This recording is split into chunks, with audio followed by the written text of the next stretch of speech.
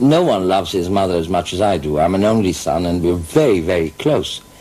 But she's very clever. When she comes to visit me, after about 10 days, she says, I've got to go. And I say, why, Mother? Why do you have to go? Yeah, I've got things to do at home. Because she knows that 10 days is what I can take of that enormous affection that she, that I read in her eyes, even if she says nothing. I see she's looking at me with such admiration wherever I'm going and moving.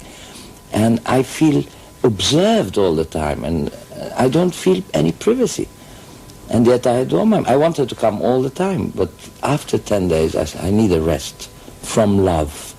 And does she still do your shopping for you? She does, yes. She buys all your clothes? I've never done any shopping. She buys everything, my socks, my shoes.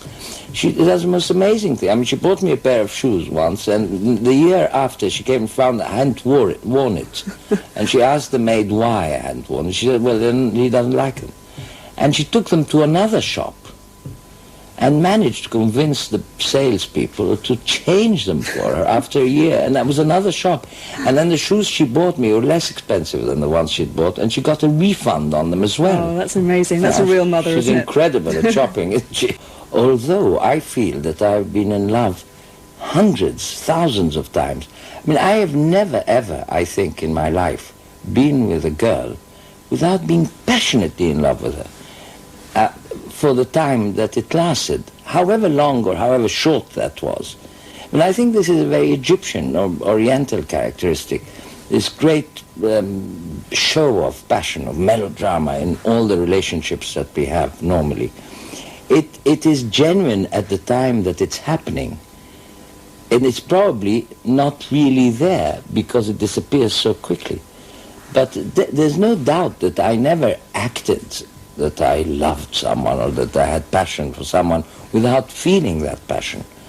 So I had hundreds of huge moments of passion, but I don't think that I was genuinely in love, because if I had been, I would have lived with that person. I think that it's very difficult, first of all, I think in general, for anyone to find someone that you can really live with, adjust to.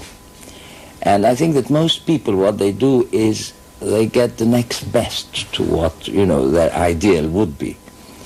But I'm not able to compromise a lot. And you need to compromise when you live with someone. I can't give up certain things that I enjoy doing. And I don't want to. Because although you can do that very easily when you're in love, when the passion is there, later on in life, you keep giving up things, you start having a resentful feeling about having given up certain things. I think the ideal would be to meet someone who accepts all the things that you like, and that you accept all the things that they like, without having to adjust at all.